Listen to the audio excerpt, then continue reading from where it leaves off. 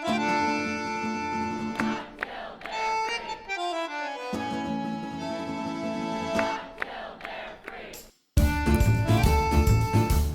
yay, oh yay,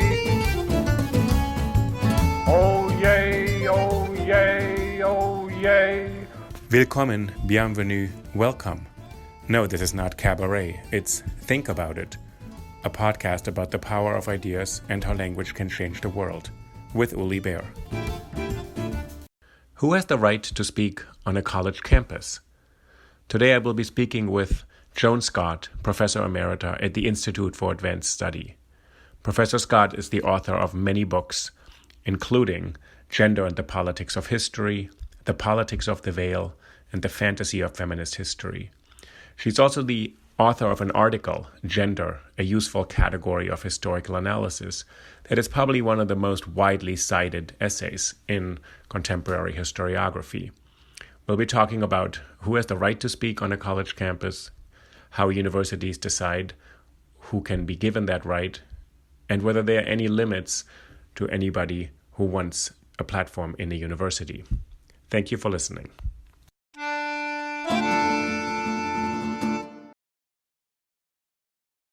Thank you, Professor Joan Scott, for joining us on podcast on free speech today. I'm thrilled to have you here. And I just want to introduce you briefly, Professor Emerita at the School for Social Studies at the Institute for Advanced Study at Princeton University. And not at Princeton University. The Institute for Advanced Study has no connection to Princeton University. To be located close in to the other town universities. in the town of Princeton, New Jersey. Good to know that. I didn't know that. And I want to say that two essays, The Evidence of Experience and Gender as a Useful Category, have been so fundamentally important for so many people, including myself. So I'm really happy to have you here today. I won't list all your other books, but I wanted to start us out by maybe reflecting on what happened about a year ago, which is the rally at Charlottesville at the University of Virginia campus, and sort of maybe take a moment to think about what happened about a year ago and how to actually make sense of that a year later. That's hard. Yes. I just want to say, too, I'm glad to be here, and thank you very much for inviting me. I felt at the time that I was stunned both by the Nazi flags and by the Ku Klux Klan, those torches. Right.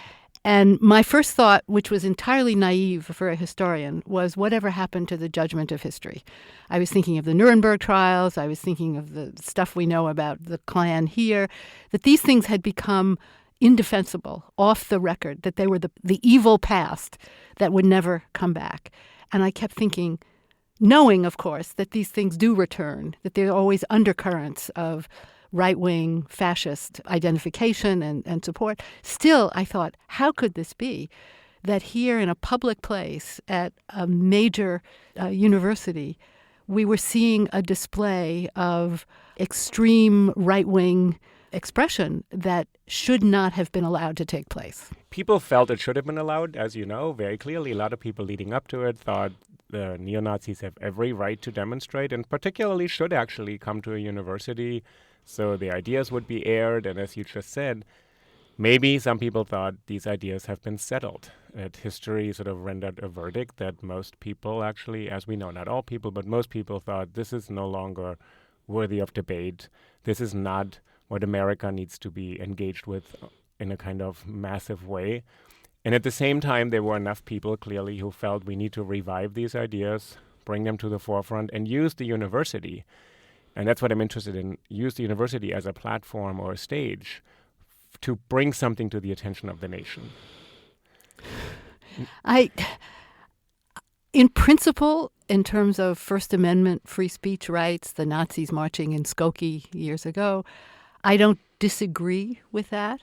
On the other hand, I don't think a university is the place to discuss what are political ideals or ideas of a kind that have already been defined as outside the discourse of the principles of the university. It's not as if Nazis or the Klan want to listen to anybody else. They don't come to engage in free debate and discussion. They come to denounce Jews or blacks or multiculturalism or the left or whatever it is they're there to denounce. But they're not there to engage in the debate and dialogue and serious discussion that universities are meant to, and that the University of Virginia, the home of Thomas Jefferson, are meant to do. If we stay with this for a moment, because you've also worked so much on academic freedom in your own work, when you said some ideas maybe are settled and sort of strict First Amendment doctrine, they would be, of course, permitted to be brought into the town square, street corner, etc., with some restrictions, even as we recognize some restrictions there. But you're saying in the university, what are the mechanisms in the university to decide what ideas maybe have been settled, don't need to be revived and brought back, and which ideas are kind of worthy of investigating again, of sort of reconsidering, reopening up some dossier of history that we thought had been closed? It's a hard question, but my sense is that those that have to do with the extermination of others, of another group, that are dedicated to eradicating the presence of those they have defined as enemies, and that the commitment of the people who are raising those ideas has to be to open debate and conversation about them rather than simply the assertion of the truth of those ideas. Right. Do you think there's any value in actually bringing this up as something to be debated? Because there's a kind of bright line. There are some ideas that are not really ideas. They're actually just sort of opinions that some people shouldn't live on the planet. That's not even really an intellectual idea. Well, I guess it's interesting. As a historian, I'm interested in knowing where those ideas come from, how they've been used, what sorts of justifications for what kinds of policies they've been used to defend. When I taught in Western Civ at the University of Chicago 100 years ago, we used to read Hitler's Mein Kampf, and we read it as evidence of how far genocidal thinking could go. And we analyzed it in terms of the economic, social, political history of Germany in the 19th and 20th centuries. So I think the presence of those ideas is not the issue. It's the way in which they're approached and how they're understood, and whether they're a question of political advocacy or intellectual conversation. In fact, in France right now, Charles Maurras, who was one of the Action Française leaders, the far-right nationalist group, deeply anti-Semitic, is coming back. There are professors of philosophy who are arguing that his ideas should be taught once again. And this, of course, has a lot to do with Islamophobia, it's not so much anti-Semitism as it is the presence of immigrants, particularly Muslim immigrants in France, that this is being used to sort of think again. I think studying the writings of Charles Maurras is okay, and asking questions again, as I said, about their origins, their provenance, their uses, is part of what a university should be doing. It's that if there were a course that said, this is the key to establishing the truth of French national identity, then I would have a problem. So the line maybe between kind of analysis or teaching and advocacy, as you said. Yeah. Simone Weil says at some point in one of her writings, she said, anybody can write anything and publish anything. The most horrific ideas can be published. As soon as they enter the public sphere to become advocacy, they should be restricted. Mm-hmm.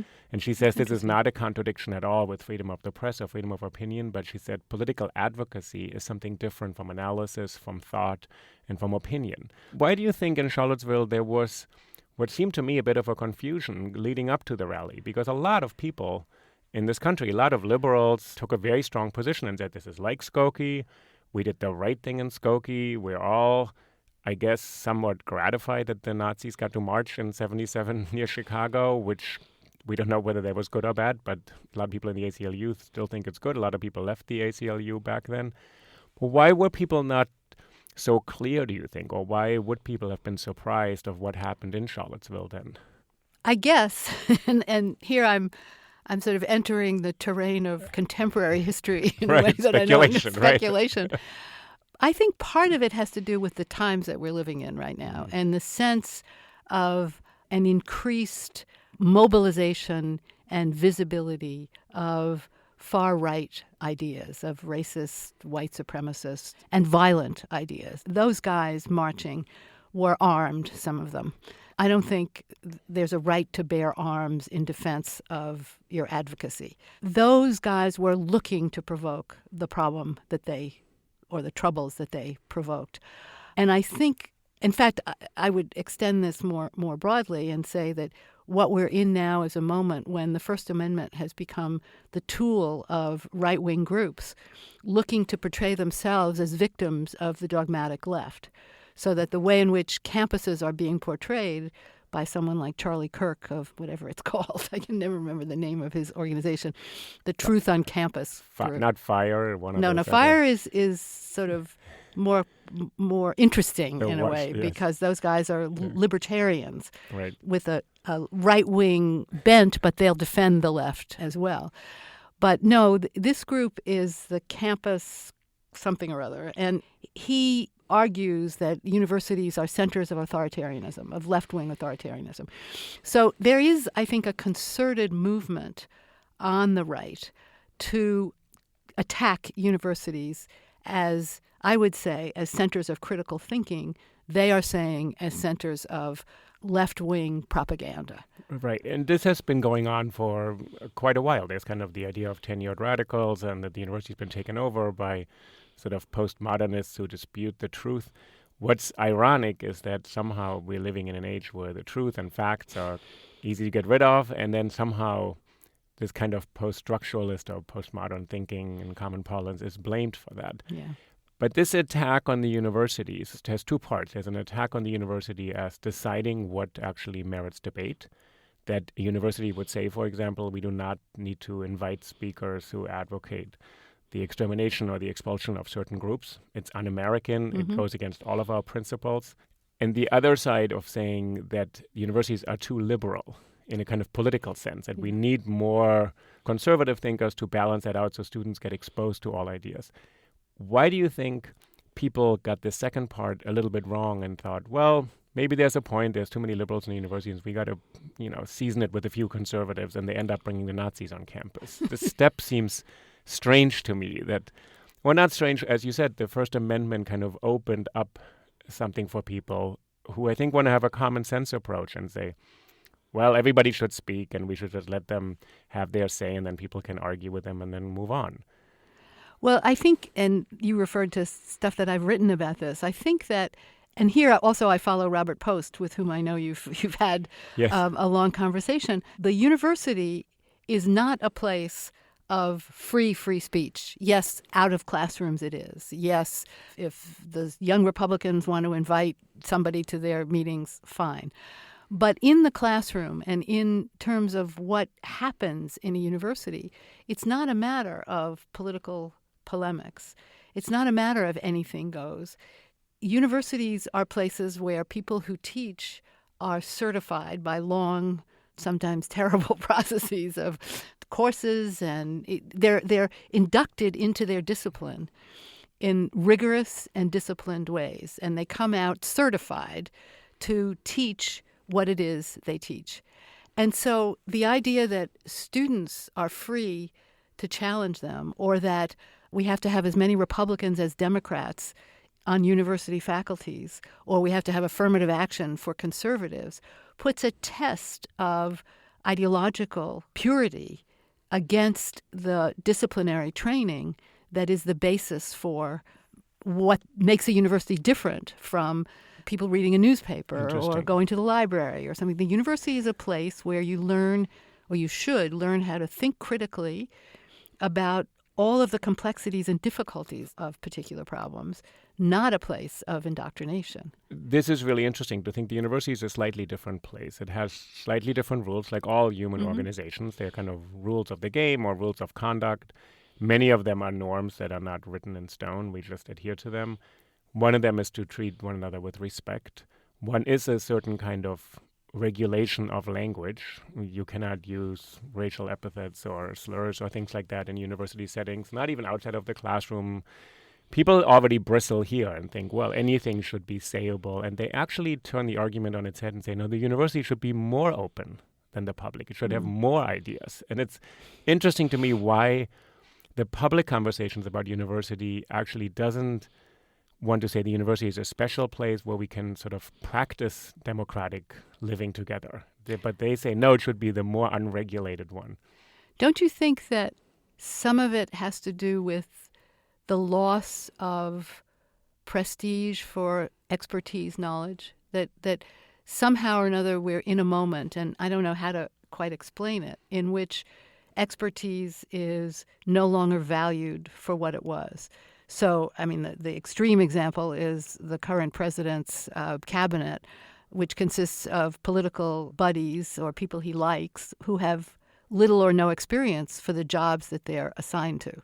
So I was reading something about Scott Pruitt in which it said that most of the guys he's hired in the environmental agency or in the Department of the Interior have never had any experience in things like a toxic waste cleanup, or don't know anything about climate science, or there are a whole set of expert knowledges that are no longer held in the kind of regard that they once were. Which is what the university's province is actually, to have That's what's supposed to produce. To have evidence-based knowledge, to have rigorous research that is tested, and in some way the public perception is that there's a suspicion that this is just a cabal of experts who affirm each other, who appoint each other. They only have one way of thinking.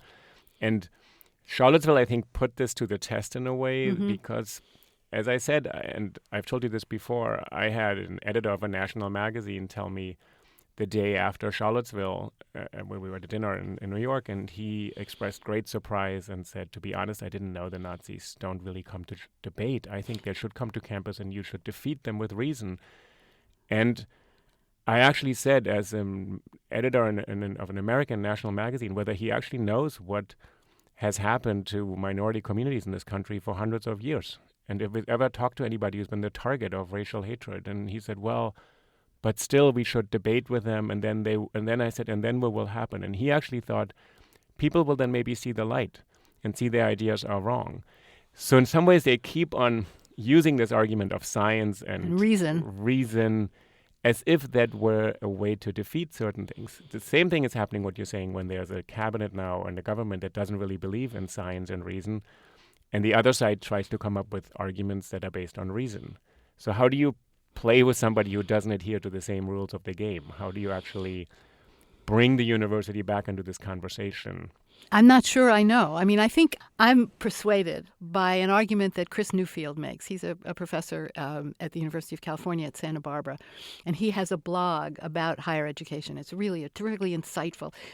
And he argues that what's happened over the last 30 years has been a steady erosion of public support for universities, and the transfer of costs as state funding, he's looking at state universities mostly, as state funding has gone down, as public funding has gone down, the students are increasingly taxed with increased tuition. And so tuition has gone up. The students blame the university for this enormous burden that they're having to carry. And the parents blame the university. And so the scrutiny of the university takes place in terms of a kind of cost evaluation of, am I getting a job out of this? Am I getting confirmed in some of the ideas that I already have? Rather than, when I went to university, the whole point was to transform, to come in with your fixed ideas, to call them into question, maybe not to give them up, but certainly to have a better sense of why you believed the things you did than when you came in. And now some of that is gone. Now it's much more instrumental. I need this education. I'm paying all of this money for it. And Chris Newfield argues that it's partly that administrators of universities made a bad bargain with state legislatures and agreed to assume more of the financial burden in the form of higher tuition and greater student loans. So the whole sense of corruption of the enterprise seems to me to tied in many ways to something that's been going on for 25 or 30 years. That is the steady underfunding, the steady decline of the identification of what goes on in a university with a public good. Right. Interesting. I mean, the trend has been in the University of California system, used to be in the 90s, just about 70% of tuition was covered by the state, and now it's about 29%. I think it's even less. And that's borne by parents, and in some ways that is the second largest expense for many American families after their home. The other fact remains that being in the university and getting a degree, a college degree, actually improves your kind of earning potential and hopefully also your life, sort of your happiness in your life vastly. So it still remains an entry ticket into the middle class. And I think this tension is interesting, that the university has somehow keeps on losing ground in that argument when the only thing that's featured is it's so expensive and what do you really learn there? You're just taught by these liberal professors these useless things. And the university is much larger than a few historians or literary scholars or philosophers like us. It's a lot of business schools and economics who actually have taken this up as well and jumped into this and said, yeah, we can educate people to get jobs. And the emphasis on STEM studies rather than the humanities and social sciences. In some of the satellite campuses at the University of Wisconsin, they are now eliminating all the social sciences and humanities, arguing that they don't give you access to jobs. You don't have sociology anymore, but you can have social work. You don't have political science anymore, but you can have public policy or government. Which are fine fields, but they have become kind of training ground for a profession rather than a kind of intellectual endeavor in itself. It's interesting to think that an event such as Charlottesville provokes a lot of national kind of concern, and I think what also happened, the students really started to question whether universities are truly committed to principles of equality and what we would call today inclusion. Mm-hmm. And they didn't trust that the university isn't bringing white supremacists on campus because maybe, just maybe, someone in the administration wants to have a white supremacist occasionally. And I think what happened is that when President Trump kind of equivocated afterwards, he did exactly, I think, what all liberals try to do all summer, is to say there are two sides to this. We got to be balanced. We got to look at every angle. And in his clumsy way, and with his gift for blowing up politically correct taboos, he said exactly what I'd heard the entire summer from every liberal in America. That's really interesting. Said, well, we got to let these right-wing people come to campus. And I've had students talk to me and say, how come the university screens out people who are not experts in fields? So somebody who thinks in your field in French history, say, Hannah Arendt makes this example once. No one would be invited who thinks that Belgium invaded France in 1914. It's just not factually true. That's just a fact, and no one would invite a historian. But somehow the national discussion has been, but we must invite racists, race scientists, and people who really dispute the equality of human beings. And the students have to be assured that the university invites them only on a principle of engaging and not of endorsing that viewpoint. So I think what is really tricky about the university, as you said, it's lost a bit of its status as the kind of arbiter of truth. And then the students are looking at their own universities. And what you said, they distrust us. They say, we're paying so much money here. We're being treated like consumers. We want a product. And then you're bringing in somebody who doesn't just challenge, but disputes my right to be here in an incredibly dangerous way. And administrators and presidents are caught short in saying, well, we're just doing this in the name of free speech and open debate, and the students don't have that kind of trust in the moral leadership of the university or of institutions, and saying, are you really bringing them in to help us learn things, or are you maybe bringing them in to unsettle this place a little bit? It's interesting the way you put it, because, of course, there is in the student body these organized right-wing student groups who are inviting the Richard Spencers and Milo Yiannopoulos of the world. I mean, those groups are in place on campus, supported often by outside monies, the Koch Foundation being the largest donor to all of that. There's a division even among students. But I think what's interesting in what you're saying is that so many of these students who look upon these speakers who are invited as a violation of their sense of belonging to an intellectual community. And in fact, in cases like Yiannopoulos, he singles out blacks or trans people or whomever and ridicules them and says terrible things about them. I think that is the result of a concerted effort on the part of the right. I don't think I'm paranoid.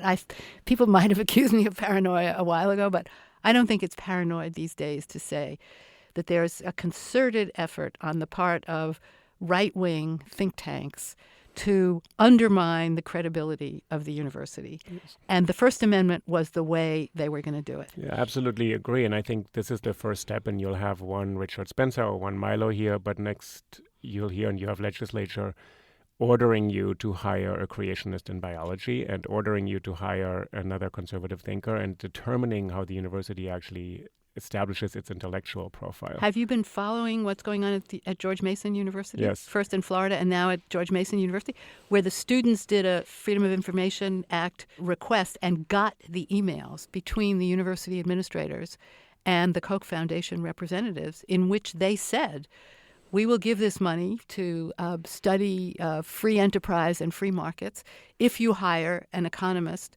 who has these and these and these qualities. We have the right to evaluate this faculty member's productivity and writings, and we'll withdraw the money if we're not getting our money's worth. So it's a way for sort of big money or the outside or politics, legislatures to control what is being discussed. I would like to go back for a moment to kind of the students, because I'm quite interested and I'm going to talk to some students. I had this strong impression that they had been caricatured and actually demeaned in the press as saying they're oversensitive snowflakes, they are offended, they are too emotional, they're irrational, they can't handle a joke, and they sounded to me the way women have been denigrated for 2,000 years. It was exactly the way people talked about women and saying, you're not driven by reason but by passion, you're not coherent, you're emotional, you don't have the capacity of abstract thinking, and you can't take a joke, and you should put up with this because it'll make you more resilient in the future. Somehow students hit on something else and said, no, we are in the university, we have been admitted, we do not need anybody in a lecture hall telling us that we don't fully belong as human beings. And this is something I learned from the work of Richard Delgado and Mary Matsuda and Kimberly Crenshaw and people in critical race studies who said, if you invite one racist or one misogynist speaker, and everybody else says this is a horrible person, and I would never condone something like this, it unsettles all the women, all the minorities, and it benefits all the other white men in the space, who are not misogynists, of course, and who are not racists, of course, and somehow it creates a climate where people have to be on their toes. So I would be kind of interested in why the students' response has been maligned as they're just offended, and it's about offense and feelings rather than it's about an actual right of equal participation. I think there are two aspects to it. One is that in some cases, the students actually have framed their demands in terms of customer satisfaction, because that's the framework in which they're operating. So the notion that I don't feel safe here, or I'm not comfortable here, or the university should be my home and doesn't make me feel that way. I think some of that has to do with the fact that that's the language they have, because that's the language by which the university has defined who they are. So the political claims that you're able to make has everything to do with how the institution in which you are defines you. And so the political claims of students in a university, in some cases, is about my membership in the community, my being part of this family, all in sort of quotes. You're not making me feel comfortable here. I think that's some of it. I think some of it is, again, a deliberate misreading of the students in terms of emotional expression, when in fact that's not the issue. A student told me a story about Brown University where a group of students were protesting some speaker who had been coming to campus, and the students were peacefully outside of the lecture hall holding signs, and the diversity and inclusion officer arrived. Most of these diversity and inclusion officers are professionals. They are not academics. They don't have the experience of teaching and intellectual exchange that comes with the university. They're there to sort of psychologically handle. And this woman came up to this student and said, how can we make you feel better? And the student said, this is a political protest. We're politically opposed to what this guy stands for. This is not about how we feel. She said, well, come to see me in my office and we'll see if we can do something to make you feel better about this. So there's an attitude on the part of people who are dealing with some of these student protests that in advance defines their situation as psychological rather than as political. I think that's a really key part of this debate about this, that sort of is it, and the words you just said, when people are told we're going to make you feel better or we're going to make you feel included, we know none of these words are really sufficient. When the students say, I want to feel safe on this campus, for me it resonates very strongly with Black Lives Matter, because that's what actually preceded all of this, that there were Black Lives Matter protests in many universities, and people weren't saying, I want to feel better here, I want to feel happier, I want to feel safe in America, and I have a right. And I've always been surprised when we've been engaged in these First Amendment debates, and somehow the incredible enthusiasm and passion for the First Amendment is not matched by the incredible enthusiasm for the 14th Amendment. I wish I would have as many people, including the ACLU and all these right-wing pundits, say the 14th Amendment is the bedrock principle of America. I think the students are touching on that, but as you're saying, they're also using a language that is kind of, we deserve this because we pay here. This is a community. We want to be treated like everybody else, to not feel excluded. But I think behind that is something else. And that's what's kind of interesting, to listen to a generation and say, what are they actually asking? And from a larger historical perspective, what happened over the last 50 years in American higher education? There have been some strides made. There are definitely women were admitted to universities and minority students were admitted. And I think this generation is saying right now, we've been here for 50 years and we're still being asked and to justify whether we really belong. Yeah. Could you say something about this sort of, especially I think there's an intersection of women students and minority students, and the discussion about women is sort of not quite at the foreground, but as we know, there are also real challenges in universities for the experience and the safety of women. I mean, I think you're right. And the question I would ask is why it's not being understood in the terms you've just defined it, but why it's being defined as disruptive and disorderly interference with freedom of speech. Because one of the interesting things in all of these protests is that the right-wing protests are punished far less and given far less negative press than the left-wing ones. So you have right-wing demonstrations or disruptions or horrible things being said, and that's acceptable, that's okay. You have students protesting these things in the name of what you're talking about, of this is our place too. These are the principles of the 14th Amendment and of the university and of the nation. And the Title IX equality is actually a legal mandate. Is a legal mandate. How come we're being treated as the disruptive force when it's these people who are actually disrupting things? And I think, again, that was the aim of this focus around the First Amendment and of the free speech rights of so-called discriminated against conservative victims of the left. I think that was deliberately done, and it's worked. There are universities that now have, Chicago is one, that now have rules of behavior and conduct which include a kind of extreme punishment for what's disruption not being defined. So the difference between the heckling of a speaker and the protests with signs outside of the speech, there's no distinction made there. This is interesting. There's a kind of a martyrdom on the side of these right-wing speakers who are shut down by these out-of-control students. And this has been the perception in the media. Exactly. What I find amazing is how many people tell me every day, oh, you work in a university. Can you even say what you want? Isn't it all politically correct, trigger warning, safe spaces, and restrictions? And I look at them and I say, no, it's the opposite, actually. People discuss all sorts of incredibly difficult things in classrooms that you wouldn't discuss in public anymore. So you're right to ask, why has the university ended up in this place? And what I think about a lot, that's why I have these conversations, is how does the university explain itself better in a non-defensive way to the public of what it actually does, rather than being kind of railroaded into this corner and saying you're shutting down speech and we must protect these people. One of the ways is for administrators to stop thinking about the legal consequences of what they're doing and stand by the principles that as educators they ought to be endorsing.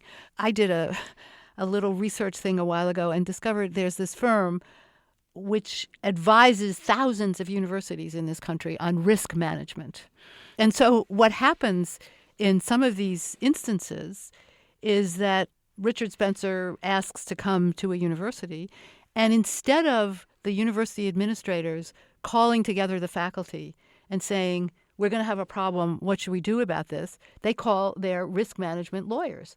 So it becomes a question of insurance, of representing the brand of the university, the kind of commercial considerations of the university's image in the public. And I think these right-wing groups have played on that as well. So rather than a kind of turning to one's faculty as the source, as it should be, the source of dealing with difficult questions of politics and principle, the administrators turn to groups who have nothing to do with educating a university. It becomes a PR problem. It becomes a PR and an insurance problem. What you're saying is there's a larger crisis, actually, the university is already part of, which is a political attack on the university's claims on being able to decide what knowledge matters, how it matters, what evidence is. And I would be curious to hear what you think. If this is not taking place in universities, what do you think faculty should do on their own? Because what I definitely think is an observation that may be correct, that faculty in many units or departments don't think this touches them at all. In the sciences, in some other areas, I think this is not really an issue for us. This is a cultural, political issue. We don't do that. We only teach other things. They all teach the same students, effectively, and the larger crisis you're identifying is for the university to have become the battleground for a bigger challenge in our culture. So how does the university take a position in this? Devin Nunes, the congressman from California, he said the great enemies of the American people are Hollywood and academia. And this is actually, I think, for universities maybe to say, we may have a crisis because a Richard Spencer shows up, but we have a much bigger crisis right now, which is the legitimacy of the university itself. Right. To go back to something I said earlier, because I'm interested in your perspective on this, do you think this intersects with women in the university and the role of women's studies in the university is kind of a litmus test or a model of the role of the university in a democracy? They say it's considered not really important, kind of something no one really needs to think about, and it's not really a way to understand all of society. Gender is a specific limited issue, and we could do without it. And if you extrapolate to say that's what people say about the university, we don't really need them. They're just liberal bastions. We can just train people for jobs. And this is not really an important way of framing cultural analysis. That's really interesting. My sister actually said that. So. It's actually an interesting idea because some of the very earliest attacks on universities at the time was it the late 90s or early 2000s when David Horowitz was pushing his Student Bill of Rights, funded by him, but I think also by ALEC, the Koch brothers, legislative, blah, blah. They were trying to get state legislatures to get rid of women's studies programs. I mean, the attack was against any social justice programs. David Horowitz was saying that what social justice really meant was communism. And I was at a testimony once for AAUP, and he was there. He warned them about the communist menace of women's studies and other social justice programs. And we were saying, no, this is not about communism. This is about studying areas that have not been studied before. This is about things that are important and central. Could you say one other thing? So if feminism isn't communism, let's say, what is it in America? In some ways for listeners, because I have this every generation of students. I ask my students, are you feminists? My current generation, 2017, they all raised their hands, every single one, including all the men. Mm-hmm. 12 years ago, they didn't. And they said, I don't want to be a feminist because I think those people are against even women liking men, etc. Right. There had been a kind of, the backlash had been so deep. But so it's not communism, probably. What is social justice then in America? Well, I think, certainly feminism is about equality. Yes, however that's defined. And it's loosely defined. It's not, we don't really know what perfect equality is and what equality between the sexes would mean in every aspect of life. But certainly it's an ideal, it's an aspirational goal, which is that the greater equality between men and women and the possibilities. There was a woman who was one of the founders of the Women's College in Brown University, Sarah Doyle, her name was, who said that women's sphere was of infinite and indeterminate radius. And I always loved that because that means anything is possible and that we can imagine for ourselves and for our daughters and for our sons possibilities that are not confined to strict regulatory norms about what gendered behavior should actually mean. So for me, it's not communism, but it's a kind of ideal of equality among difference that needs to be acted upon and sought after. Which I would think is kind of Madison and Jefferson, a kind of an equality in a plurality, in a very pluralistic society. And I think what's striking is that it's 2017 or 18 and we're looking at the same debates and that people are actually disputing that equality is a foundational principle. I know. I've been told that our Constitution doesn't really have a strong commitment to equality. And I actually thought the amendments belong to the Constitution now, and they have been ratified. And people said, no, the First Amendment is really important, but the 14th one is kind of lesser significance. And I'm interested in this, that what you're saying, feminism is about equality. And somehow this is what the attacks on, and they're being maligned as feminism is communism, social justice is kind of extreme and overturning of the social order. That's also what's at stake, because there is clearly a pushback sort of to the advances that have been made, and we're relitigating things.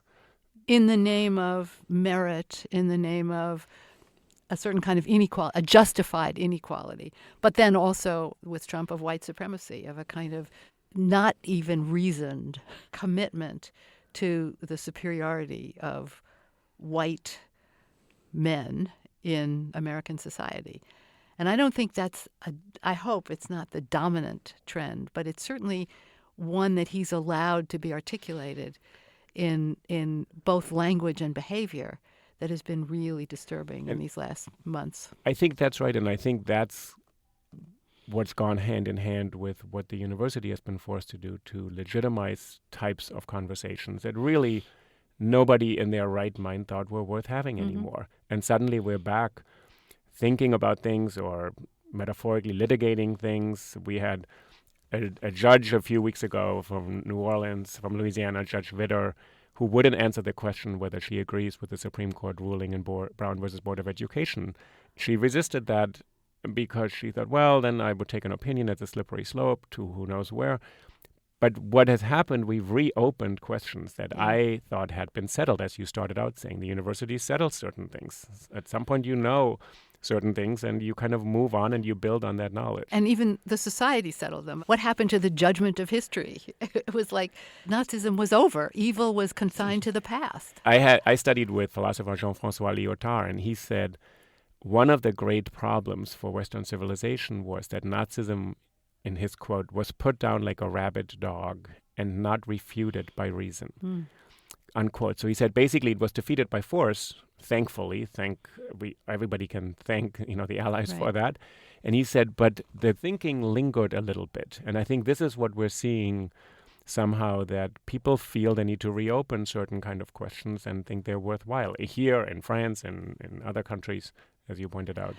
I've just been reading this book by James Whitford, which is about how American racism served as an example for Nazi anti-Semitism. It's an astonishing book.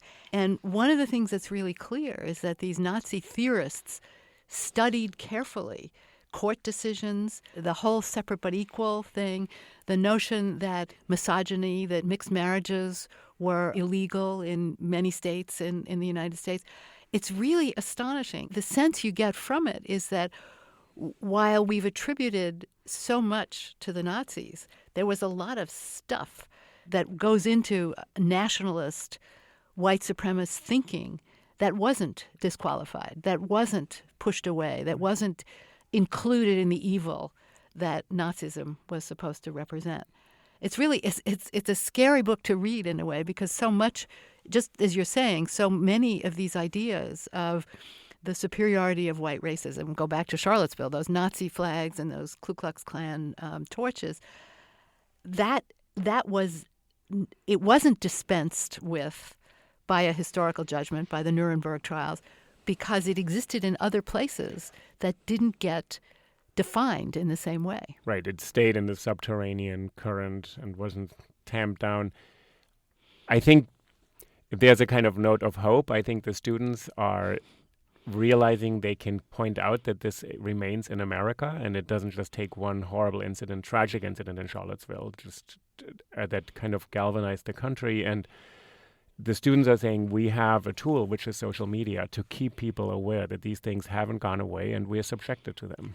But I think university administrators have to realize that they need those students on their side, that those students are not their enemy. They're not calling into question the mission and the brand of the university. But there has to be an alliance between those students and university administrators to protect the university as we knew it from these attacks. Otherwise, the split that has in fact been affected by some of this First Amendment, right-wing, affirmative action for conservatives debate, that will allow the institution to be radically transformed, if not done away with in the way that we knew it. Yeah, so obviously you're encouraging me to have a couple conversations with students and student leaders, which is great. So I really thank you for that last note. I think that's key. And I also think a country has to listen to its young generation. I think it's for the university to their students, but for a country to dismiss an entire generation's concerns is, thankfully, by the laws of time and mortality, usually a mistake. We hope that they're on the right side. Yeah. Okay. Thank you so much, Joan. Really been a pleasure talking with you. Thank you. This has been great. Thanks for joining us today. Thank you. Thanks.